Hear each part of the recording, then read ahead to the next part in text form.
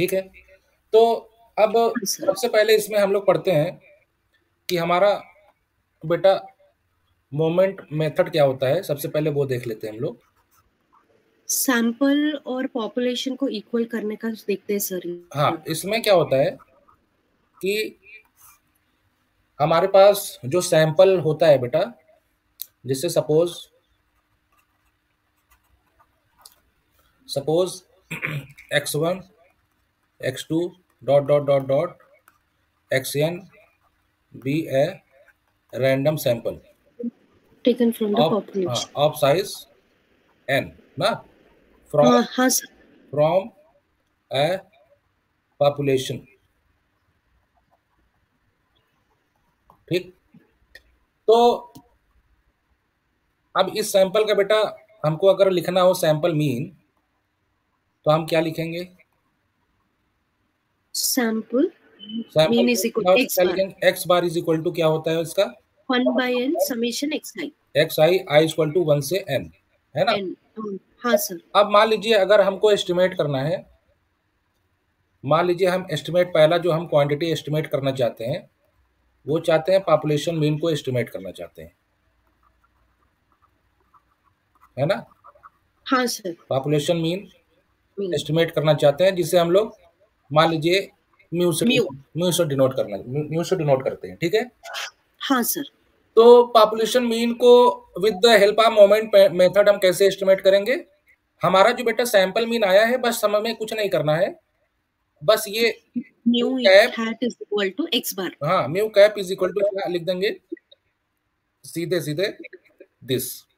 हाँ तो ये जो हमारा तरीका हुआ, डायरेक्टली पॉपुलेशन जो वैल्यू होगी, उसको उसको हम सैंपल वैल्यू से रिप्लेस कर देंगे, है ना।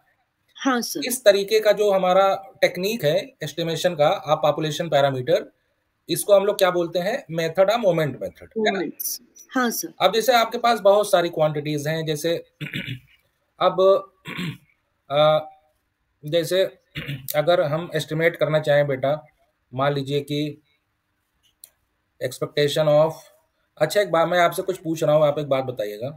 ठीक है sir. Expectation of x square, ये एक पॉपुलेशन वैल्यू है या सैंपल वैल्यू है?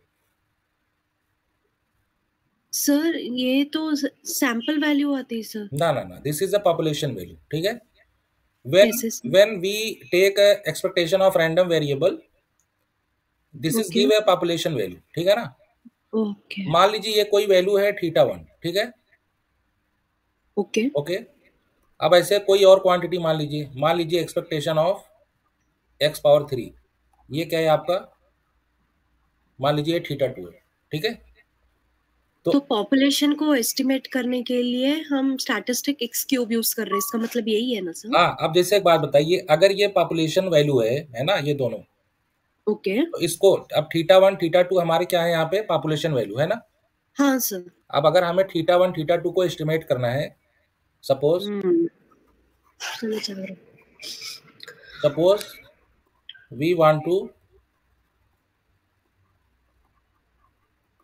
एस्टिमेट थीटा 1 एंड थीटा 2 ना, हाँ sir. With the help of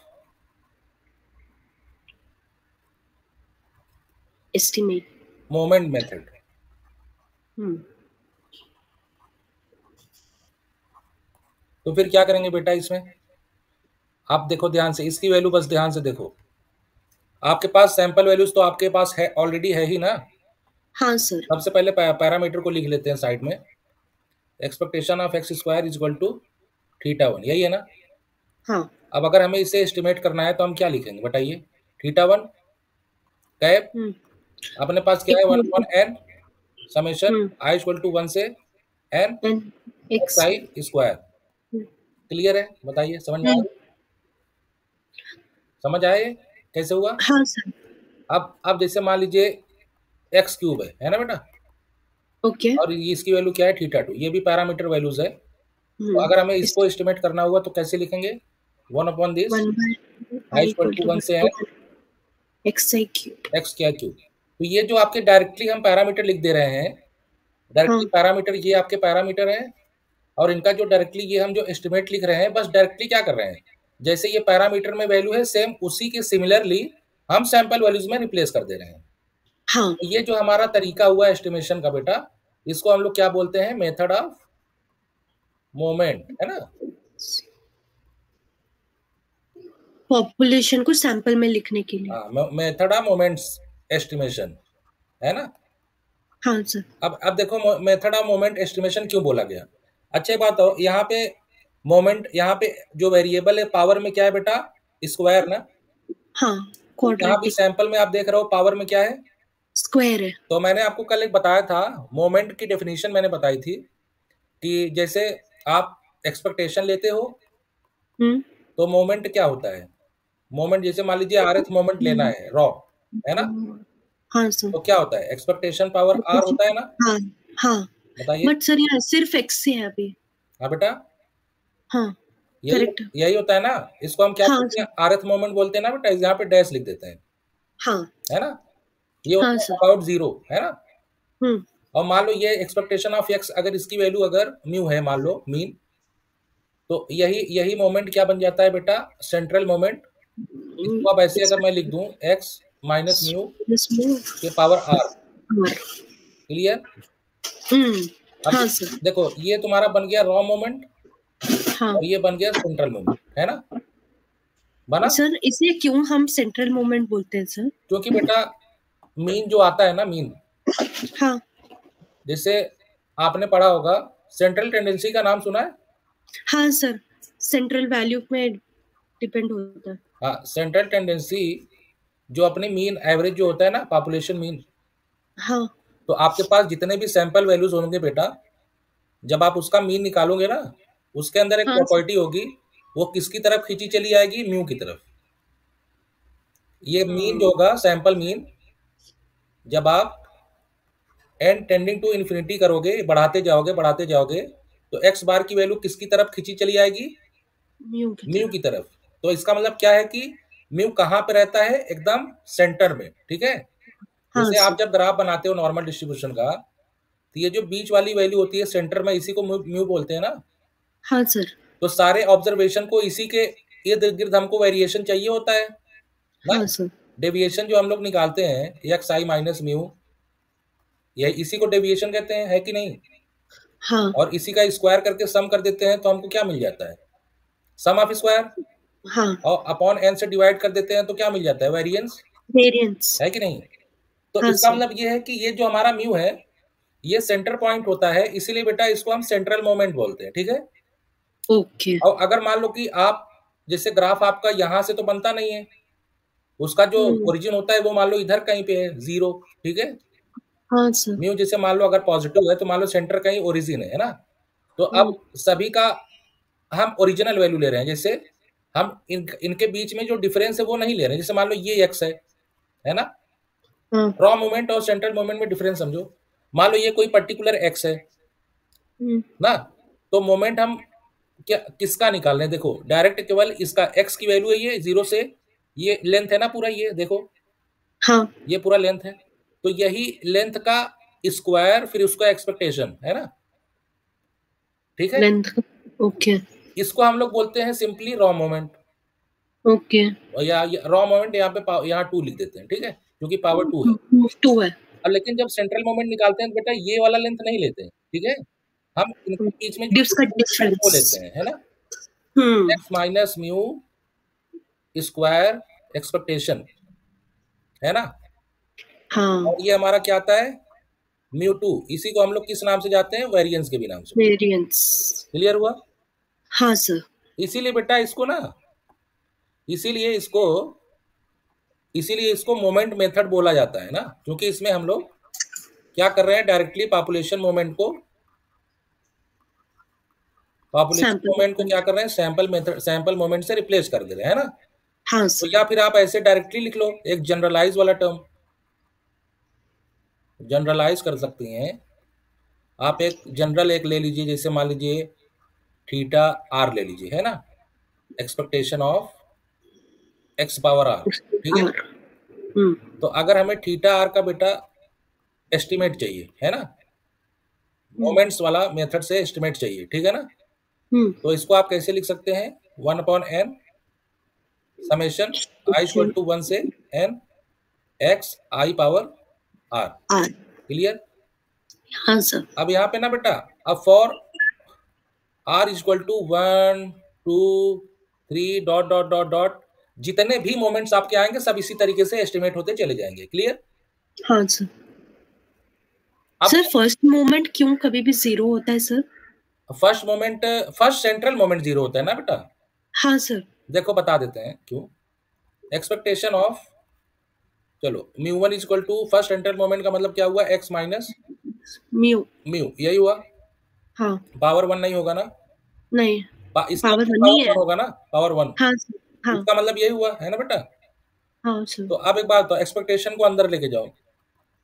okay. ये म्यू आपका पैरामीटर होता है, इसका एक्सपेक्टेशन सेम ही रहेगा। हाँ। तो एक्सपेक्टेशन ऑफ एक्स क्या होता है, म्यू, म्यू। और ये म्यू है ही, हाँ। इसकी वैल्यू क्या हो गई, 0। 0। इसीलिए ये हमेशा 0 होता है, ठीक है।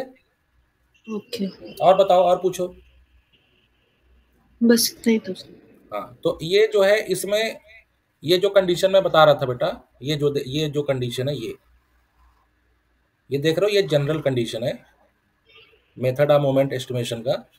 आपको कोई हम्म। भी एस्टिमेशन निकालना है यूजिंग मेथड ऑफ मोमेंट, आप मोमेंट मेथड से आपको कोई भी मोमेंट का आप एस्टिमेशन सैंपल के थ्रू निकाल सकते हो, है ना। हाँ अब सर। जैसे बेटा आप एक बात बताओ, आपने आपके पास, अच्छा अगर हमें सेंट्रल मोमेंट एस्टिमेट करना हो, जैसे मान लीजिए हमको निकालना है म्यू। म्यू आर, आर तो छोड़ो, हमको निकालना है, पहले छोटा ले लेते हैं, वेरिएंस ले लेते हैं ना। ठीक है। वेरिएंस क्या होता है बेटा, सिग्मा स्क्वायर, है ना। हाँ। सिग्मा स्क्वायर को हम लोग कैसे लिखते हैं, expectation of x square. X square minus expectation of x whole हाँ, स्क्वायर। ऐसे लिखते हैं ना। हाँ सर। तो अब देखो, एक्सपेक्टेशन ऑफ एक्स स्क्वायर, ये आपका तो एस्टिमेट हो जाएगा, और एक्सपेक्टेशन एक्स की जगह हम लोग क्या लिख सकते हैं, म्यू। Mu, mean. हाँ। है ना।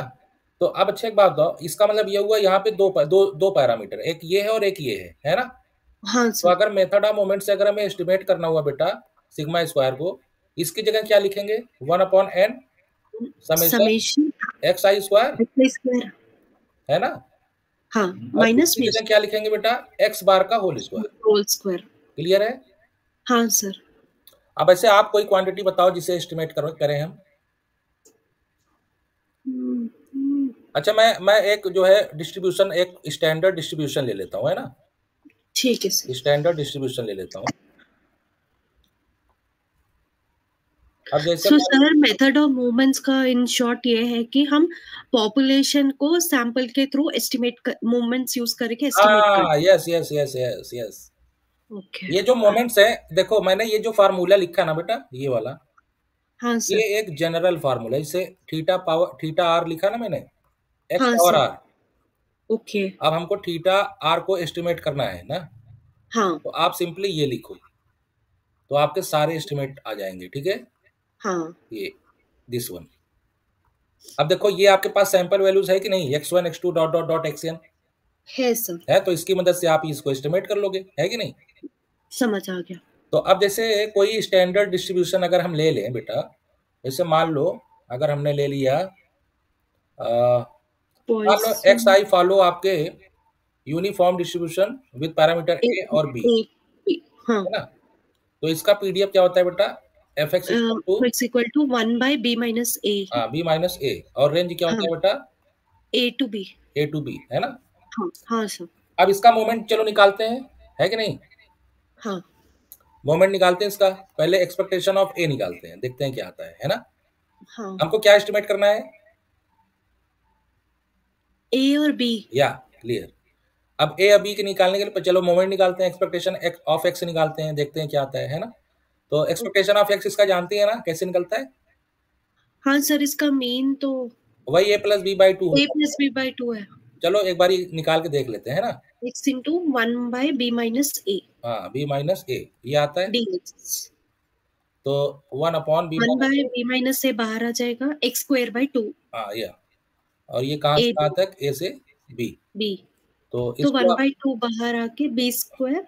हाँ, तो ये आपका हो जाएगा बेटा 2 B minus b a, minus ए, और बी ये स्क्वायर आपका, माइनस ए स्क्वायर, हाँ, बी स्क्वायर माइनस ए स्क्वायर। तो इसका उसको हम मतलब, बी प्लस ए इंटू बी माइनस ए लिखते हैं। हाँ, एक कट जाएगा तो आपका केवल ये बचेगा, है ना। हाँ हाँ तो आप इसको इक्वेशन नंबर 1 दे दो, है ना। हाँ सर। इक्वेशन नंबर 1 दे दो इसको, ठीक है। मीन आ और गया। अब आप अगर ये निकाल लो, एक्सपेक्टेशन ऑफ एक्स स्क्वायर, तो सिंपली क्या करोगे, same one b by, minus a common ले लो। हाँ, यहाँ पे एक्स स्क्वायर आ जाएगा। एक्स क्यूब आ जाएगा, क्यूब, हाँ ए से बी, और ये क्या हाँ, हो जाएगा बेटा, 1/3 into b minus a, b cube minus a cube. हाँ, बी माइनस ए, यहाँ पे 3, और यहाँ पे आ जाएगा b cube minus a cube, है ना। ए क्यूब, हाँ सर। तो अच्छा, एक बात बताइए, b cube minus a cube का फार्मूला याद है, b minus a into b b square square plus a square plus a b, plus, यही हाँ होता है। हाँ सर। 3 बी माइनस ए, ये कैंसिल हो जाएगा बेटा, है ना। हाँ हाँ सर। तो बचा क्या आपके पास, a square b plus b square plus a b plus a b 3, by 3। Clear. अब वेरिएंस निकाल सकते हैं। अब अच्छा, एक बात बताओ, एक्सपेक्टेशन ऑफ एक्स स्क्वायर आपके पास ये आ गया, हाँ ये आपके मोमेंट है ना, हाँ सर। ये पॉपुलेशन मोमेंट है ना। इसको मान लो इक्वेशन नंबर 2, और इक्वेशन नंबर 1 हम क्या ला चुके हैं, चलो मैं यहीं लिख देता expectation of x equal to a plus b by 2। हूँ, बाई 2, ये आप इक्वेशन नंबर 1 है ना। हाँ तो सर। अगर आपको ए और बी को एस्टिमेट करना है बेटा, तो एक्सपेक्टेशन ऑफ एक्स को एक्सपेक्टेशन ऑफ एक्स स्क्वायर को किससे रिप्लेस करेंगे, वेरिएंस। नहीं, सैंपल है ना आपके पास, एन साइज का। सर एक बार फिर से समझाना सर। जैसे आपको पैरामीटर ए और बी को रिप्लेस एस्टिमेट करना है ना, हाँ ये आपके क्या है, ये मोमेंट है, ये भी मोमेंट है ना। हाँ तो जब ये दोनों मोमेंट है तो इनको सैंपल मोमेंट से रिप्लेस कर सकते हैं। हाँ, कर सकते हैं। तो इसकी जगह पे अब देखो हम क्या लिख रहे हैं, इक्वेशन 2 के देखो हम क्या लिख रहे हैं, 1/n summation I equal to 1 से n एक्स आई स्क्वायर, और ये आपके, इनको अब यहाँ से हम एस्टिमेट कर लेंगे, है ना। हाँ, a b square square plus a a b. 3, ठीक है। ये मान लो इक्वेशन नंबर 3 हो गया। और इक्वेशन नंबर 1 को देखो कैसे एस्टिमेट कर रहे हैं, one one by upon n n summation summation 1 से x n x i, x i और a plus b b by 2। By 2, clear. हाँ तो अब बेटा ना ऐसा करते हैं, ये जो सैंपल वैल्यूज हैं इनको हम कुछ नाम दे देते हैं ना, इनका ठीक हम है। एक कोई क्वांटिटी मान लेते हैं, मान लेते हैं ये आपका S1 है, ओके। या कुछ और आप बोलो क्या मान लें। चलो इसको मान लें कोई टी, इसको टी मान लें, और इसको मान लेते हैं स्टैटिस्टिक। एक्स, ये एक्स बार तो होता ही है ना। हाँ सर। तो एक्स बार और टी मान लिया हमने, है ना। तो थोड़ा सा हाँ आसान हो गया, है ना। तो आपका जो एस्टिमेटर आएगा ए और बी का, इन्हीं दोनों के फॉर्म में आएगा, ठीक है ना। चलो हाँ स्टार्ट सर। करते हैं। तो पहले आप स्क्वायर कर दो इसको, ठीक है। और पहले इक्वेशन 3 को आप चेंज करो, देखो मैं कैसे लिख रहा हूँ, a square b square plus a b is equal to 3t, लिख सकते हैं। हाँ सर, लिख सकते अब हैं। ए स्क्वायर, अब ये दोनों को मैंने इसको, ये वाला इक्वेशन देखो, ये वाला, इसको मैं ओके, स्क्वायर इसको कर भी। रहा हूँ, मान लो ये इक्वेशन 4 है, इक्वेशन 4 को दोनों साइड स्क्वायर कर रहा हूँ ना। हाँ तो सर। देखो आपको क्या मिलता है, a square plus plus b b square square 2ab plus 2ab is equal, equal to 4x bar. हाँ, 4x बार मिला, हाँ, x बार है ना। स्क्वायर, हाँ सही है सर। तो अब देखो मैं क्या कर रहा हूँ, अब हमको सप्र अब हमको क्या चाहिए ना बेटा, हमको चाहिए क्या, हमारे पास a b. A plus b है ना। हम्म हमारे पास ए प्लस बी है, बस हमको ए माइनस बी अगर मिल जाए तो हमें ए और बी की वैल्यू मिल जाएगी, है कि नहीं। हाँ, तो ए माइनस बी निकालने के लिए क्या किया जाए, या फिर माइनस कर दिए तो वहां से ए बी आ जाएगा। माइनस, अगर हम सब्ट्रैक्ट कर देंगे तो ए बी की वैल्यू मिल जाएगी, है ना। हाँ चलो अच्छा, सब्ट्रैक्ट कर देते हैं तो क्या मिलेगा, देखो इसको, ये जो इक्वेशन है इसको 6 मान लें, इसको 5 ना। तो हाँ, -6 और 6 - 5 कर देंगे तो हमें क्या मिल जाएगा, a b is equal to 4 4x bar square minus 3t। ना, हाँ ये आपको मिल गया। तो अब जैसे आपके पास एक ऑलरेडी इक्वेशन है, a plus b is equal to 2x bar है ना बेटा। हाँ हाँ, तो अब मल्टीप्लाई कर दिए a से। इन दोनों की मदद से आप बहुत आसानी से बना सकती है ना इक्वेशन। हाँ सर। इसको फिर से स्क्वायर कर दो बेटा। तो देखो ये आपका क्या आ गया, a a square plus square b b square plus square two a a b b 4x equal square. Two हाँ, और इसमें बेटा 4 से मल्टीप्लाई कर दो ऊपर, है ना। 4। तो मल्टीप्लाई कर दोगे 4ab, और इधर क्या हो जाएगा 4x बार स्क्वायर 3t हो जाएगा। देखो सर आप 4 से मल्टीप्लाई क्यों कर रहे हो सर? बता रहे हैं a माइनस बी का वो बनाने के लिए ना बेटा। ओके ओके ओके, समझ आ गया। तो सब्ट्रैक्ट कर दो आप दोनों इक्वेशन को, ये जो आपके इक्वेशन मिले, एक ये और एक ये, सब्ट्रैक्ट कर दो तो a square plus b square minus 2ab आ जाएगा। हाँ आ जाएगा। और 4 स्क्वायर मतलब 4 आपका कॉमन होके क्या बचेगा बेटा, एक्स एक। बार स्क्वायर, है ना, हम्म। Minus 4 x bar x bar square square, और ये प्लस। प्लस 3t हो जाएगा। देखो हाँ, तो ये आपका क्या बच जाएगा, a minus b. A minus b whole square. देखो इसमें से आपका एक कट जाएगा, है ना बेटा, एक थ्री हाँ, थ्री आपका एक माइनस एक, 3 आ एक जाएगा। हाँ ये आपका 4 हो जाएगा, ये 3 आपका इधर आ जाएगा 3t, और minus minus. X bar square, है ना बेटा। हाँ, 3 कॉमन लेके हाँ 12 हो जाएगा तो इसका मतलब आपका क्या आया, a minus b whole square, square. और ये आपका 4 × 3 हाँ t माइनस एक्स बार का स्क्वायर, ये आया। हाँ आ गया। अब जब अगर आप इसको स्क्वायर रूट में चेंज करोगे a माइनस बी, तो आपको क्या मिलेगा बेटा, क्यों स्क्वायर रूट सर अभी के लिए? A minus b whole square divided by 12 करके t minus x bar whole square कर लेंगे। नहीं नहीं, जैसे बेटा हम चाह रहे हैं ना वो निकालने के लिए, a और b के अलग अलग वैल्यू चाहिए ना हमको। हाँ हाँ। तो अच्छा एक बात बताओ बेटा, इन दोनों में से आपकी बड़ी वैल्यू क्या है, जैसे मान लो स्क्वायर रूट करेंगे तो आपको ये मिलेगा 2 √3 3। t minus x bar square, यही मिलेगा ना। हाँ तो अब देखो यहाँ पे दो वैल्यू मिलेगी प्लस माइनस। हाँ तो अब हमको आप ये बताओ कि इसमें से कौन सी वैल्यू लेनी है, माइनस या प्लस, थोड़ा सा सर। सोच के बताना। ठीक है सर, कब प्लस ही लेनी होगी सर? नहीं, अच्छा एक बात बताओ, लिमिट में आपका ए बड़ा है या बी, सर ए बड़ा है। यूनिफॉर्म में ए बी है ना। नहीं नहीं, ए बी में बी बड़ा है तो सर। ए को ए में से बी सब्ट्रैक्ट हो रहा है, तो वैल्यू क्या आ गई, नेगेटिव या पॉजिटिव। हाँ हाँ, तो माइनस करना पड़ेगा सर। हाँ माइनस। हाँ कुछ कंसेप्ट क्लियर हो रहे हैं। हाँ सर। हाँ चलो ये आपका आएगा, और आपके पास ऑलरेडी एक इक्वेशन है ही, a plus b a equal to 2 x bar two होगा। एक्स बार, है ना बेटा। हाँ। अब यहाँ पे सीधे सीधे आप इसको ऐड कर दो, है ना। तो आपको क्या मिलेगा, 2 equal to 2a equal to 2 minus x bar common 3। होगा, root t x bar square, ये होगा, बोलिए।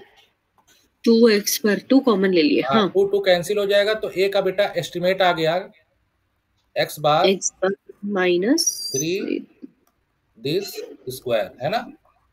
हाँ ये आपको मान लो पहला ये आपका ये रोमन वाला एक इक्वेशन हो गया, है ना। हाँ। अब दूसरा एस्टिमेटर निकाल लो इसी बहाने। अब ठीक। ए की वैल्यू इसमें से सब्ट्रैक्ट कर दो, हाँ है सर। ना। ये देख रहे हो इक्वेशन ये वाली, इसमें क्या करो, ए की वैल्यू को उधर लेके सब्ट्रैक्ट कर दोगी, है ना। तो ये माइनस क्या हो जाएगा, प्लस, ठीक है। प्लस। तो हाँ सर, बी की समझ वैल्यू गई। क्या हो जाएगी, x bar x plus 3 3 t. T minus x bar square. तो ये आपके देखो एस्टिमेटर आगे बेटा, हाँ सर। यूजिंग, मोमेंट्स हाँ method using method of, moments. Using method of moments. Moment, ठीक। हाँ सर। और आप बोलिए, और अगर और कुछ कोई पर्टिकुलर अगर डिस्ट्रीब्यूशन का करना है तो कर दें, ताकि क्लियर हो जाए। हम्म, मैंने किया था सर पहले सॉल्व करते हुए। अच्छा अच्छा, ये यूनिफॉर्म का। यूनिफॉर्म नॉर्मल डिस्ट्रीब्यूशन, हम्म। जब म्यू सिग्मा नोन हो, म्यू अननोन हो, सिग्मा अननोन हो, अच्छा अच्छा वैसा किया था। अच्छा अच्छा। चलो अच्छा, मैं एक डिस्ट्रीब्यूशन बता रहा हूँ, यक्स फॉलो गामा डिस्ट्रीब्यूशन, हाँ sir. Gamma alpha and beta, ना बेटा। हाँ। तो जब मान लो इसका आपके पास सैंपल है फॉर आई इक्वल टू 1 से n, है ना। अब हमको हाँ क्या एस्टिमेट करना है? Gamma alpha in and beta. Beta, है ना? जैसे आपका एक्स फॉलो कर रहा है gamma distribution alpha and beta, ठीक है ना? और हाँ यहाँ पे आपके सैंपल साइज कितने हैं? 1 से n। एन तो अब गामा डिस्ट्रीब्यूशन का पीडीएफ तो आपको पता होगा क्या ई होता है। पावर गामा डिस्ट्रीब्यूशन का पीडीएफ क्या होता है बेटा? Beta power alpha minus one gamma alpha e power. Minus a x. ये आपका ऐसे होता है बीटा पावर अल्फा। मैं थोड़ा फिर से लिख दूँ अच्छे से। ये आपका होता है beta power alpha gamma function alpha x power alpha minus one e power beta x. ये होता है गामा फंक्शन, ठीक है? हम्म। देखा है आपने इस तरीके का गामा फंक्शन? हाँ सर देखा है। तो अगर हम यहाँ से एक्सपेक्टेशन एक्स निकालें तो गामा क्या मिलता है बेटा, याद है? गामा हाँ चलो निकाल लेते हैं ना, क्या फायदा है? चल एग्जामिनेशन में याद भी नहीं रहता है। सबसे बढ़िया, सबसे अच्छी बात है हम लोग निकाल लीजिए, है ना? हाँ सर। बीटा पावर अल्फा गाम अल्फा जो कांस्टेंट है बाहर रख दें, है कि नहीं? हाँ सर। 0 टू इन्फिनिटी एक्स को इसमें मल्टीप्लाई कर देंगे बेटा, तो ये क्या हो जाएगा? एक्स पावर अल्फा, है ना? हम्म। और ये बीटा एक्स और ये डी एक्स, ठीक है? डीएक्स। हाँ तो अब गामा फंक्शन की प्रॉपर्टी पता है ना? यहाँ देखो alpha plus one minus one लिख सकते हैं ना, x power alpha plus one minus one. हाँ तो ये आपका क्या हो गया? Beta power alpha gamma alpha. अब देखो इसकी वैल्यू आपकी हो जाएगी गामा अल्फा प्लस वन, है कि नहीं? एम बाई एन बीटा और ये करेक्ट है हो सर। जाएगा अल्फा प्लस वन। क्लियर? हाँ तो अब देखो आपका ये अल्फा प्लस वन है, ये केवल अल्फा है तो एक कट जाएगा एक हाँ कट जाएगा। और इसमें से अल्फा बाहर निकल आएगा, तो ये क्या बचेगा? अल्फा बाई बीटा बेटा, अल्फा है ना? हाँ तो हाँ इसका सर। मतलब क्या हुआ? आपको क्या मिला? Expectation of x is equal to alpha by beta. ये आपका इक्वेशन वन हो गया। हाँ सर। अब क्या निकालोगे? Expectation of x square. X square. बस सिमिलरली जैसे बीटा पावर अल्फा बाहर था ऐसे इसमें भी बाहर रखिए और ये 0 टू इन्फिनिटी, ठीक है? और ये क्या हो जाएगा बेटा? Alpha plus x alpha alpha x power alpha minus one था ना, तो एक्स स्क्वायर से अगर मल्टीप्लीकेशन होगा तो ये क्या हो हाँ जाएगा? X power alpha plus one हो जाएगा। हम्म तो ये क्या हो जाएगा? बीटा एक्स और ये क्या हो जाएगा? D x. क्लियर? हाँ सर। अब देखिए इसकी वैल्यू क्या आ जाएगी? Beta power alpha plus one beta power alpha this, और इसकी जगह क्या लिखेंगे? अल्फा प्लस प्लस ये क्या हो जाएगा? प्लस वन या plus two? Sir plus two हो जाएगा। हाँ प्लस टू। और ये क्या हो जाएगा? Beta power alpha plus two, है ना? हाँ तो अब देखो ये मिला क्या? नीचे तो बीटा स्क्वायर आ जाएगा, ऊपर क्या आएगा बेटा? अल्फा प्लस और वन प्लस और वन। अल्फा, हाँ और नीचे क्या आ जाएगा? बीटा स्क्वायर, ठीक है? हाँ सर। अच्छा अब देखो ये आपका इक्वेशन क्या हो जाएगा बेटा? टू। टू हाँ सर। तो अब एक बात बताओ, इक्वेशन आपको एक वन तो आपको ऑलरेडी मिला हुआ है ना? हाँ alpha by equal beta. To alpha by beta मिला ही हुआ है। हाँ सर। तो अब एक बात बताइए, ये आपका इक्वेशन वन है। अब हमको अल्फा बीटा को एस्टिमेट करना है with the help of method of moments, है ना? हाँ सर। तो इक्वेशन वन और टू की मदद से हम लोग क्या लिख सकते हैं? मान लीजिए ये आपके क्या है बेटा? दोनों पॉपुलेशन क्या है? हाँ ये क्या है? दोनों मोमेंट्स हैं, हाँ सर। है ना? तो इनकी जगह पे डायरेक्टली हम जो प्रीवियस जो हम यूज किए थे, सैंपल। हाँ वही हम यूज कर लें, प्रीवियस जो हम यूज किए थे। हाँ सर। यहाँ पे इसको टी माना था हमने, इसको एक्स बार, एक्स। है ना? हाँ सर। बस वही वैल्यू डायरेक्टली लिख देते हैं, है कि नहीं? वन डायरेक्ट बाय डायरेक्ट लिख हाँ देते सर। हैं, ठीक है? डायरेक्ट लिख देते हैं t is equal to alpha plus one one alpha by beta square beta का square x bar alpha equal to alpha by beta. Beta, ठीक है? अब देखिए आज हमको, स्क्वेयरिंग कर लेंगे हाँ अब हमको बेटा ना उसकी वैल्यू चाहिए, अल्फा और बीटा की। अल्फा और बीटा की। अल्फा और बीटा की वैल्यू कैसे मिलेगी? ये पहले ये इसको एक अगर बार का स्क्वायर करते हैं स्क्वायर। तो बीटा स्क्वायर, फिर डिवाइड कर देंगे तो बीटा स्क्वायर खत्म हो जाएगा, है ना? हाँ सर। तो चलो स्क्वायर कर देते हैं। तो ये आपका क्या हो जाएगा? X bar square alpha square beta square, है ना? हाँ तो सर। ये इस इक्वेशन को, मान लो ये इक्वेशन थ्री है, ये इक्वेशन फोर, इनको थ्री डिवाइड बाई। कर देंगे, है ना? हाँ सर। इनको डिवाइड कर देंगे तो क्या बचेगा बेटा? Alpha plus one T upon divided by x bar square alpha plus one upon alpha बचेगा, देखो। हाँ सर, बीटा स्क्वायर कैंसिल हो जाएगा, एक अल्फा कैंसिल हो जाएगा। हाँ, तो ये क्या बचा, T upon x bar square. इसको थोड़ा सा अरेंज करेंगे, सिंप्लीफाई, तो ये बचेगा 1 अपॉन 1 + 1 बाय अल्फा। अल्फा, तो यहाँ से बेटा आपका ये आ गया, रेसिप्रोकल सिंप्लीफाई हो करके गया। यहाँ से हम इसको डायरेक्टली लिख सकते हैं, 1 one by upon alpha. Alpha, 1 minus T upon x bar square, है ना। सर हाँ बेटा। हम 1 t/x² -1 आएगा ना सर? हाँ हाँ, ठीक ठीक ठीक। ये 1 को उधर लेके जाएंगे, है कि नहीं। हाँ हाँ ठीक ठीक ठीक ठीक। ये आपका T upon x bar square आएगा, ये माइनस। तो हाँ, ये आपका हो जाएगा 1 upon alpha 1 t minus x bar minus square x bar upon square x bar x square. Bar square. So यहाँ अल्फा हो जाएगा हाँ एक्स बार स्क्वायर रेसिप्रोकल हाँ, उसका। यहाँ से आपका अल्फा की वैल्यू आ जाएगी, अल्फा मतलब कैप आपका आ जाएगा हाँ, x bar estimated square upon t minus x bar x bar. Square, ठीक है। हाँ हाँ सर। तो जब अगर आपको अल्फा मिल गया बेटा, अल्फा मिल गया, तो आपके पास x bar is equal to क्या है, अल्फा अपॉन बीटा, बीटा है ना, पहले से ही है। तो यहाँ से बीटा की इक्वल टू क्या हो जाएगी, alpha upon alpha by x x bar. Bar, है ना। तो यहाँ से बेटा आपका, एक्स बार तो एक कैंसिल हो जाएगा। हाँ, तो यहाँ से बीटा कैप क्या हो जाएगा, अल्फा की जगह पे क्या लिख देंगे हम लोग, x bar x bar square square upon, by t minus. यहाँ पे नीचे एक्स बार लिख दें, है ना, हाँ, T minus x bar x square, बार एक्स बार स्क्वायर। एक्स बार से कैंसिल हो जाएगा। हाँ, तो एक एक्स हमारा बार क्या बचा बचेगा। बेटा, बीटा कैप हमारा क्या बचा, x x bar bar upon t t minus. Minus x bar square. तो हमारे मेथड ऑफ मोमेंट एस्टिमेटर क्या आ गए गामा डिस्ट्रीब्यूशन में। जैसे अगर गामा, अगर ये फॉलो कर रहा है गामा, अल्फा बीटा।